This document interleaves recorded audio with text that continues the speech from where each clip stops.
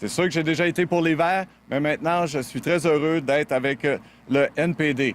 C'est le troisième transfuge en lice dans Longueuil-Saint-Hubert.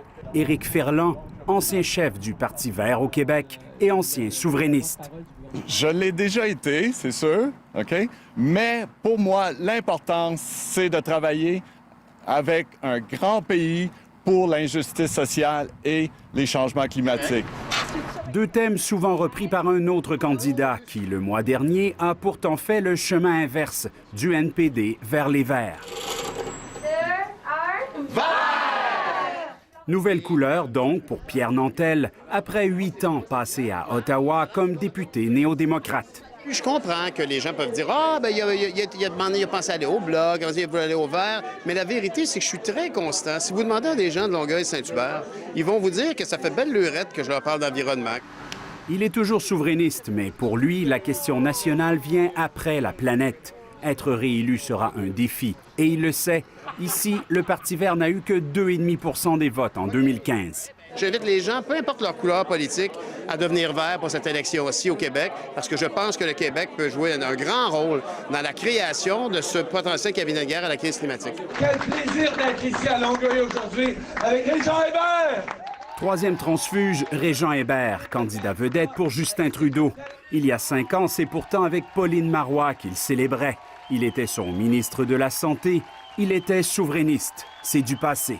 Je suis fédéraliste, mais j'aime pas ce genre de dichotomie. Je pense qu'on est passé à des grands enjeux de société, les changements climatiques, l'égalité sociale. Régent Hébert figure même dans la vidéo de la fameuse chanson du Parti libéral. Comme quoi on mise sur lui. Les libéraux, en 2015, ont terminé à seulement 700 voix de Pierre Nantel. Il est temps que Longueuil-Saint-Hubert ait un député dans le parti au pouvoir pour être capable de défendre, de pousser les dossiers de transport en commun, les dossiers de logement. Est-ce que ça vous dérange, quelqu'un qui change de parti? Non. Non. Je pense que c'est juste les fous qui ne changent pas d'idée. J'ai un petit peu de la misère avec ça parce qu'à un moment donné, quand tu fais affaire avec un parti, c'est parce que tu as une idéologie qui est là dans ta tête. Ça fait dur un petit peu.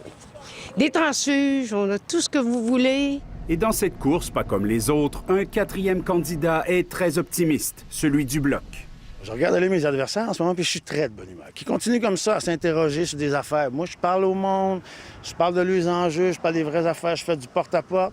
Denis Trudel avait fini troisième à moins de 4 % de Pierre Nantel et du NPD en 2015. Il cogne sur le clou nationaliste dans cette ville plutôt bleue qui a déjà élu au provincial René Lévesque et Pauline Marois. Le Bloc, on est dans cet élan-là. Je veux dire, les gens se reconnaissent là-dedans. Il y a un gouvernement plus nationaliste à Québec. Les gens sont dans cet élan-là. Moi, je le ressens beaucoup. Le candidat conservateur est Patrick Clune. Son parti avait fini loin derrière il y a 4 ans. Aux électeurs de Longueuil de se faire une tête. À date, j'ai pas d'idée fixe. Ça balance, ça balance. Comment je vois ça? Je trouve ça difficile parce que c'est un petit peu mêlant. La campagne sur le terrain sera importante.